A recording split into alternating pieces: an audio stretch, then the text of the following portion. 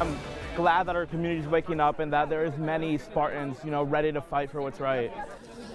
Hundreds of students on the campus of Michigan State University this afternoon joining cries from across the nation against Immigrations and Customs Enforcement, or ICE.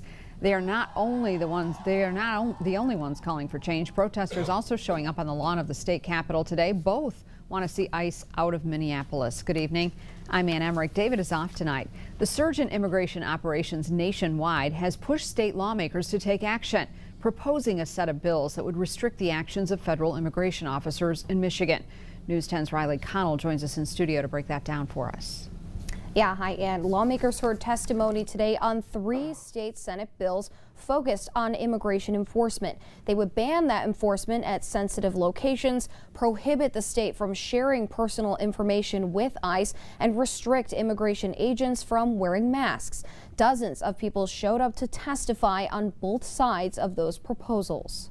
Hospitals should be a place of healing and hope, not fear and terror. There is a message being carried by nurses, lawmakers, advocates, and law enforcement alike. Michigan must place some restrictions on the actions of federal immigration officers. People who are supposed to protect and serve a community should be identified as to who they are and not wear a mask. Giving testimony before a state Senate committee, people voiced support for keeping ICE away from places like schools, hospitals, and churches, and restricting their use of masks. They say these measures will help Michigan residents feel safe in their communities. But the Federation for American Immigration Reform argues immigration officers would be at risk under those proposed laws. SB 10 demonizes law enforcement officers who are simply trying to protect their identities and keep them and their families safe. Listening to the debate unfold from the audience was St. John's resident Ann View. Last year, View's husband, Hmong refugee Lu Yang, was taken into ICE custody for a nonviolent crime he committed decades ago as a teenager.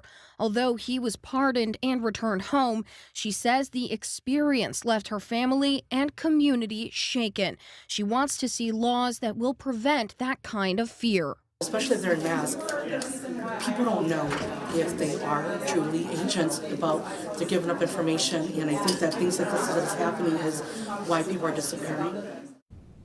These proposals have been met with skepticism from some Republican lawmakers, including State Senator Jim Runestad, who is on the committee that received testimony earlier today. He says the data that he has seen from the Department of Homeland Security does not reflect the claims that community organizations are making about ICE activity in Michigan. Now, after hearing both sides of the issue, the State Judiciary Committee said it will vote on the proposed bills in the coming weeks. And back to you. Thank you. Other bills that would restrict immigration officers in Michigan were introduced in the State House today. We'll have much more on those tonight on News 10 at 11. The federal government now shifting its tone.